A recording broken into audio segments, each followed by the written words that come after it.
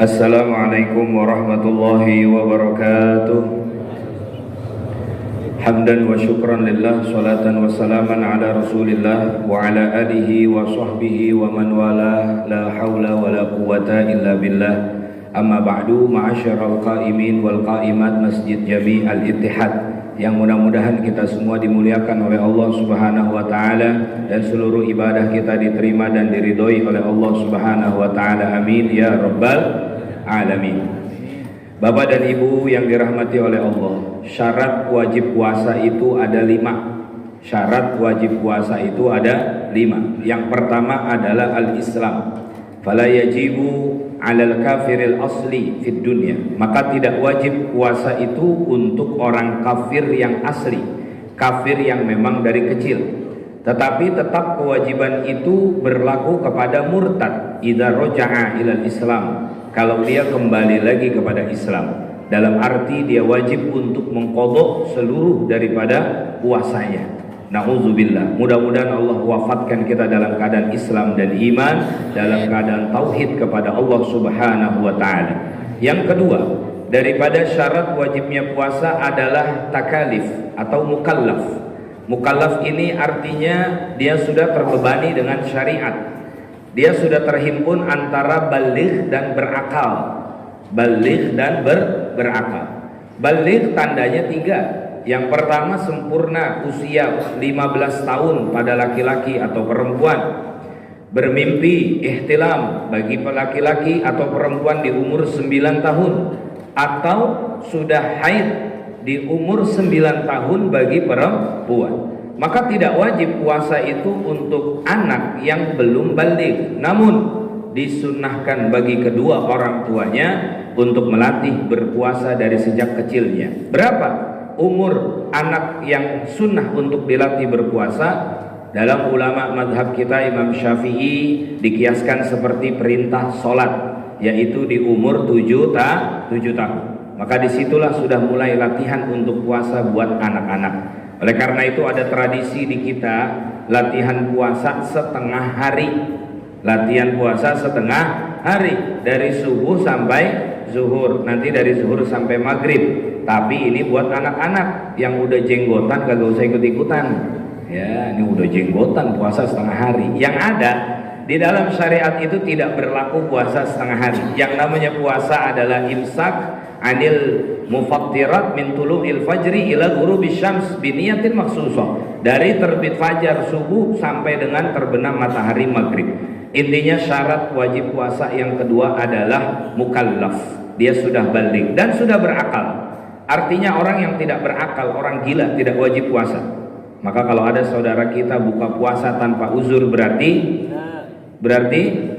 gila, berarti jangan tersinggung ya. Tuh setan-setan di warteg pada itu semuanya ya, dibilang berakal tapi nggak puasa ya, dibilang suruh puasa tapi begitu. Jadi yang syarat kedua adalah mukallaf. Yang ketiga, singkat saja, yang ketiga syarat wajib puasa adalah at-thaqah, yakni al-qudrah, memiliki kemampuan, memiliki kekuatan. Maka tentu kebalikannya, mukhalafahnya, tidak diwajibkan puasa itu bagi orang yang tidak mampu. Siapa orang yang tidak mampu? Kata ulama, yang pertama itu adalah asyaikhul haram, yaitu orang tua yang sudah tua renta, sudah uzur Pak, umur sudah 185 tahun misalnya.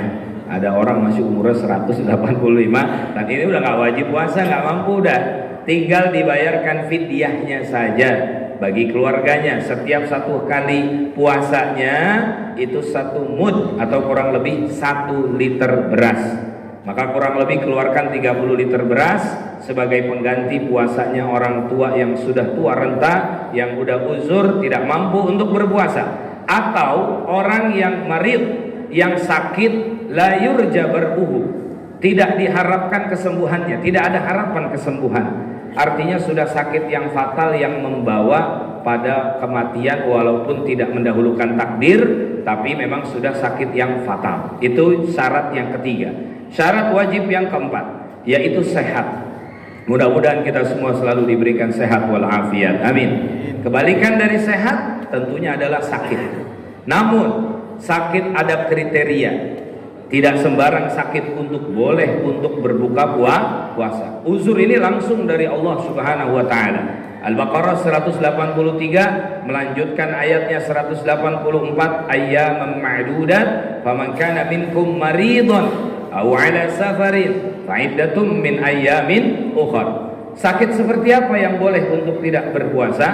Nah, di sini kata ulama dalam mazhab kita kriterianya ada 4. 1, kalau dia puasa ziyadatu maradin, akan bertambah parah penyakitnya. Kalau dia puasa akan bertambah penyakitnya. Kedua, kalau dia berpuasa bud'us syifa, akan terhambat kesembuhannya. Kenapa? Karena mungkin dia lagi masa pemulihan, lagi masa penyembuhan. Yang ketiga, dia kalau berpuasa akan muncul penyakit-penyakit yang lain, timbul efek yang lain. Itu boleh untuk tidak berpuasa sakitnya. Yang keempat, yang terakhir adalah kalau dia berpuasa akan hilang dari salah satu manfaat udwin, manfaat dari anggota tubuhnya. Inilah 4 kriteria yang disebut dengan juga mahzuratut tayammum, boleh untuk tidak berpuasa. Selebihnya al-maradul khafif, sakit-sakit yang ringan, tidak boleh untuk sembarangan berbuka puasa. Orang makan siang-siang Ramadan, kenapa? Sakit Ustaz. Sakit apa? Jempol cantengan. Kagak nyambung jempol cantengan. Sariawan misalnya. Penyakit-penyakit yang ringan-ringan itu tidak wajib ya. Bukan tidak wajib, tidak harus untuk berbuka ya. Harus tetap berpuasa. Kecuali sakitnya ringan tapi berimbas seperti tadi, berimbas kepada timbulnya penyakit yang lain, bertambah parah penyakitnya, maka Bapak Ibu yang punya riwayat penyakit ya, itu sebaiknya konsultasi kepada dokter.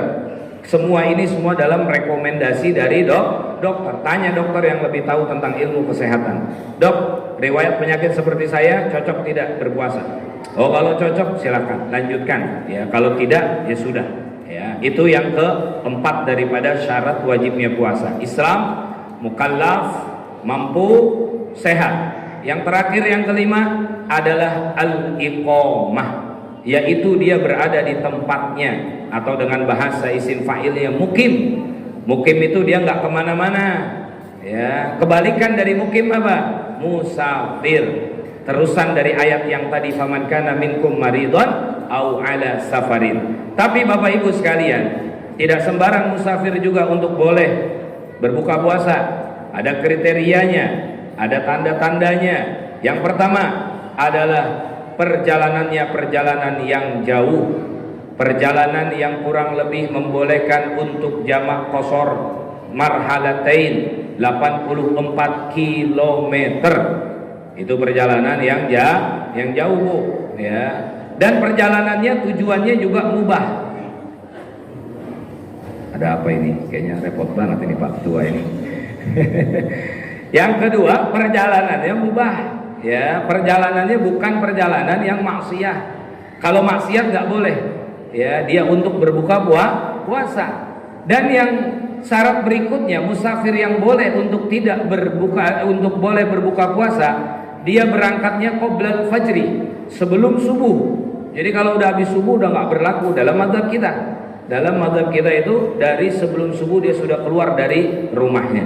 Nah, syarat yang terakhir ini yang paling inti bolehnya musafir tidak berpuasa adalah dia mendapati masyaqqah, kesulitan, kepayahan, ketidakberdayaan di dalam perjalanannya. Sudahnya perjalanannya jauh, panas, tidak ada atapnya, nah itu baru boleh. Makanya dalam satu kitab kontemporer dikatakan bahwa zaman sekarang musafir-musafir yang menggunakan sayyarah, mobil, menggunakan ta'irah, pesawat terbang, apalagi safinah, kapal laut, feri dan yang lainnya, kitor, kereta, itu tidak wajib untuk membatalkan puasa.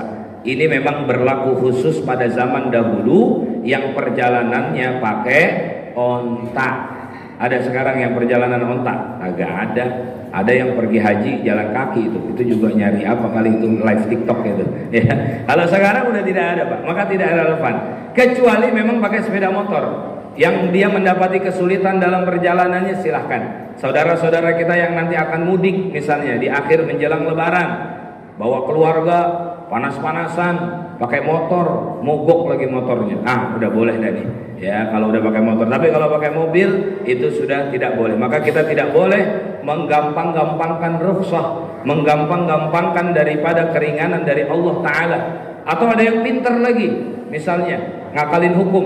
Gimana? Perjalanannya dekat tapi dia muter-muter Pak, biar jauh, biar maksudnya boleh buka puasa.